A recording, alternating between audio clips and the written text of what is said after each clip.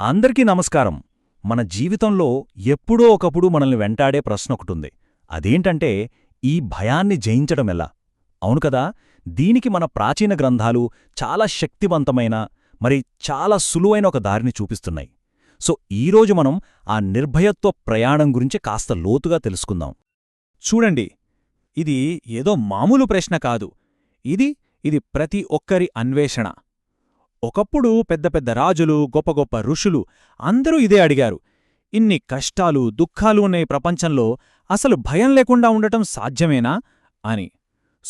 మన అన్వేషణ కూడా సరిగ్గా ఇక్కడ నుంచే మొదలవుతుంది. సరే, ఈరోజు మన ప్రయాణం ఎలా సాగుతుందంటే, ముందుగా నిర్భయత్వం కోసం అసలు అన్వేషణ ఎందుకు మొదలైందో చూద్దాం. ఆ తర్వాత యోగనిచ్చెనంటే ఏంటో తెలుసుకుని అక్కడినుంచి భక్తిమార్గం, శబ్దశక్తి, మరీ భక్తిలో ఉండే ఆశ్చర్యకరమైన కరుణ గురించి మాట్లాడుకుందాం. ఫైనల్గా అసలు పరిపూర్ణమైన జీవితమంటే ఏంటో అర్థం చేసుకుందాం. ఓకే, మన కథ ఒక రాజు అడిగిన అత్యవసరమైన ప్రశ్నతో మొదలవుతుంది. ఆయనే పరీక్షిత్ మహారాజు. ఆయనకు తెలిసిందేంటంటే, తన జీవితంలో మిగిలింది కేవలం 7 రోజులు మాత్రమే. ఆ సమయంలో ఆయన ఋషులను ఒక ప్రశ్న అడిగాడు. మరణం ముందు నిలబడ్డ మనిషి ఏం చెయ్యాలి, ఎలా బ్రతకాలి, ఎలా ఈ శరీరాన్ని వదిలేయాలి అని ఆలోచిస్తే ఇది మనందరి ప్రశ్న కదూ. అలాంటి ఒక యూనివర్సల్ ప్రశ్నకు సమాధానంగా మన ముందుకొచ్చేదే శ్రీమద్ భాగవతం.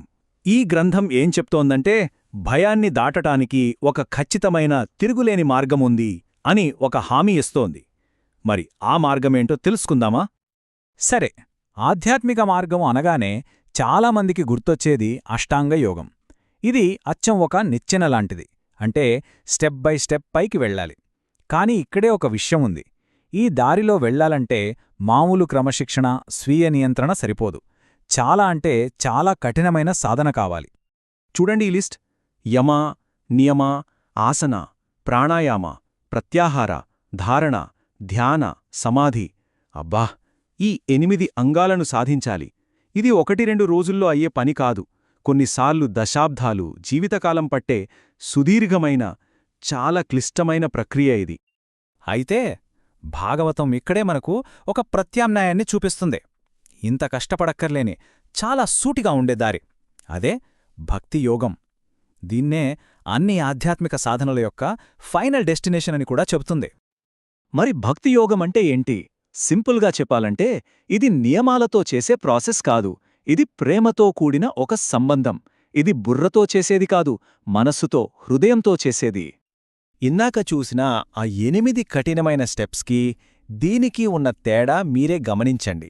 భక్తియోగంలో మూల స్తంభాలు కేవలం 3 అవేంటంటే శ్రవణం అంటే వినడం, కీర్తనం అంటే పాడటం లేదా కీర్తించడం, మరి స్మరణం అంటే గుర్తు చేసుకోవడం.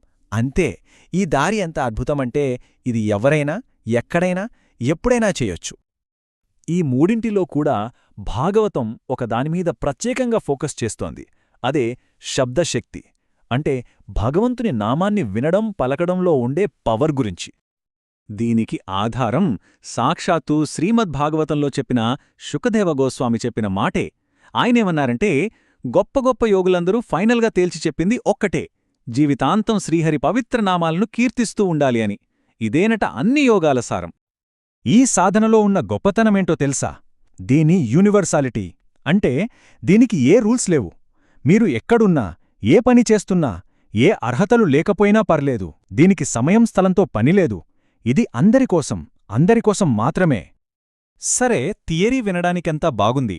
కాని నిజంగా ఇంత సింపుల్ ప్రాసెస్ అంత పవర్ఫుల్గా పనిచేస్తుందా అనే డౌట్ రావచ్చు.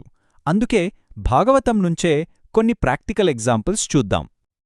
ఇప్పుడు మనం అజామిళుడి కథ తెలుసుకుందాం. ఇతను తన జీవితంలో చేయని పాపం లేదు. కాని చివరికి మరణం దగ్గరపడింది. యమభటులు కళ్లముందు కనిపించారు. ఆ భయంతో, నిస్సహాయ స్థితిలో తన చిన్న కొడుకుని గట్టిగా పిలిచాడు.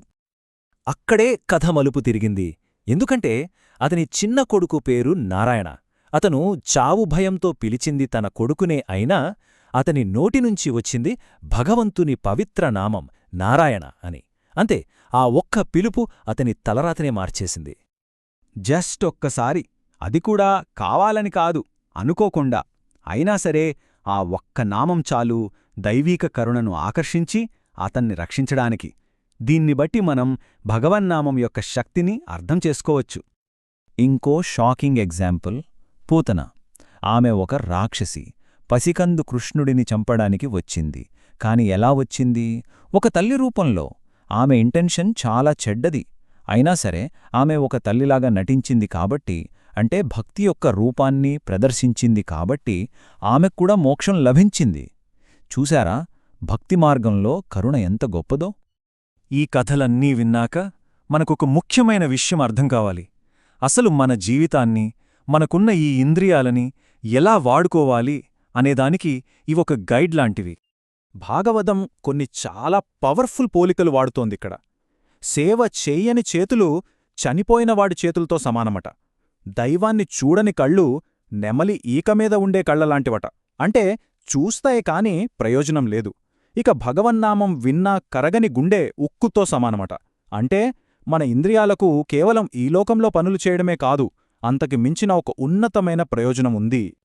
సో ఫైనల్గా చెప్పేది ఏంటంటే, నిజంగా బ్రతకడం అంటే మనం చేసే ప్రతి పనిని, మనం వాడే ప్రతి ఇంద్రియాన్ని ఒక ఉన్నతమైన లక్ష్యంతో, భగవంతునితో కనెక్ట్ చెయ్యడమే. అప్పుడే మన జీవితం పరిపూర్ణమవుతుంది. చివరగా ఒక్క ప్రశ్న. అజామిళుడు లాంటి వాడి జీవితాన్నే ఒకే ఒక్క నామం పూర్తిగా మార్చేసినప్పుడు మరి మనం రోజు ఎలాంటి శబ్దాలను వినడానికి ఇష్టపడుతున్నాం? మనల్ని పైకి తీసుకెళ్లేవాటినా లేక కిందకి లాగేవాటినా? ఒక్కసారి ఆలోచించండి.